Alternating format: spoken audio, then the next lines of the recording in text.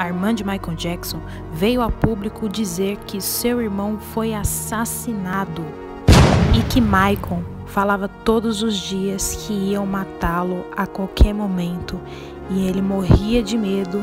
Segundo LaToya, ele dizia: "Vão me matar, eles vão me matar, eles vão me matar. Com quem ficarão os meus filhos?" Oi, manas. Oi, manas.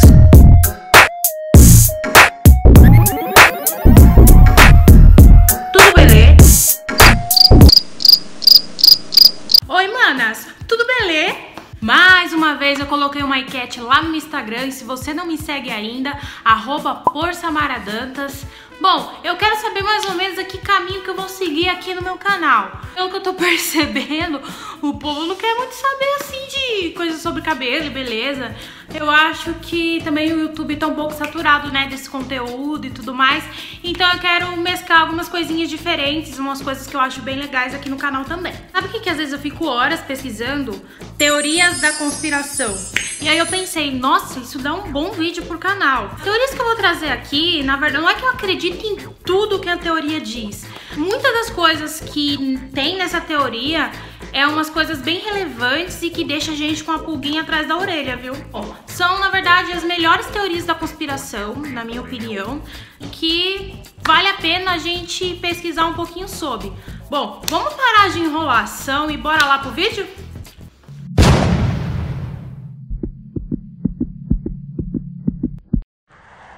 A morte de Michael Jackson. Quem me conhece sabe, e eu pesquiso muita coisa da vida do Michael, vejo várias entrevistas, qualquer coisa, qualquer notícia, enfim, que é da vida dele. Aí você me pergunta, nossa Samara, você é tão fã dele assim?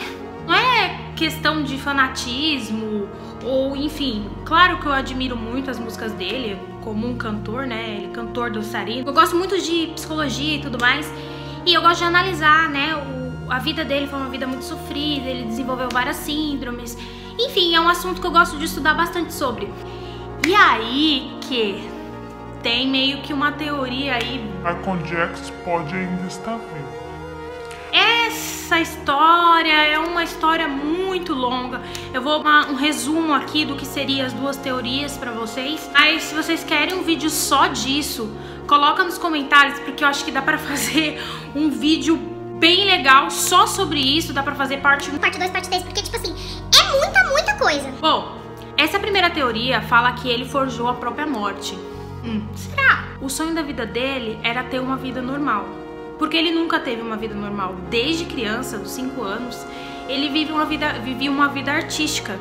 Inclusive, teve um dia que um amigo dele, que era dono do supermercado, fechou o supermercado pra ele, contratou atores para que ele pudesse fazer a compra dele do mês e fingisse ser uma pessoa normal. Gente, você tem noção do que a pessoa fazer tudo isso?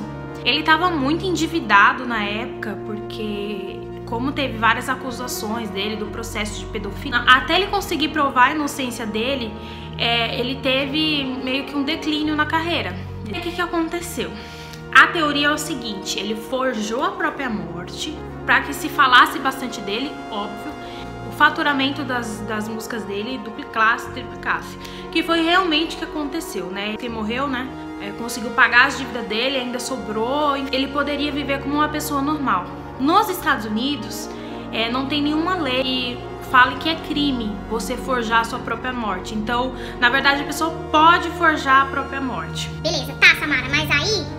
e aí, minha filha, cadê as provas? Isso. Bom, as provas é o seguinte, tiraram uma foto dele no dia da morte, assim que ele tinha morrido, já na ambulância.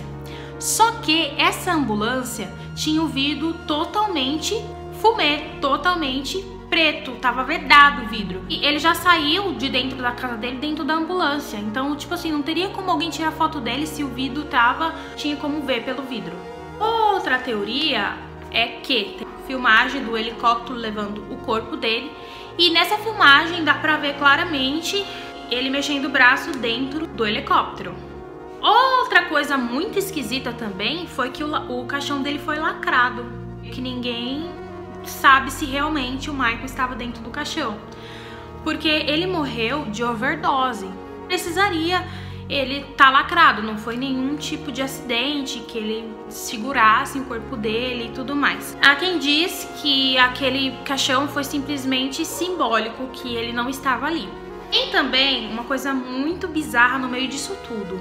A convidada, que tá nas primeiras fileiras da família, onde fica a família do Michael, é a cara do Michael. Se você olhar de perfil, ela é muito igual. E aí poderia ser ele. Ninguém reconheceu essa mulher, ninguém sabe quem ela é. Então é uma teoria aí que o pessoal fala que pode ser ele. Aí você fala, tá, Samara, tá meio viajando, né? Eu não teria tanta certeza. Bom, quem conhece a vida dele sabe que ele adorava se fantasiar de outras pessoas. Lembra que eu falei que ele queria ter uma vida normal? Então, uma vez ele se fantasiou de um velho para poder ir no cinema.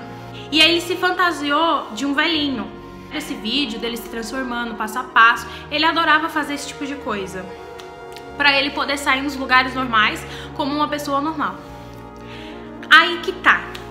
Anos depois da morte dele, teve um casamento na família dele e acharam um convidado na família dele com as mesmas características desse velhinho que ele se fantasiava. Fala pra mim se isso não é meio estranho.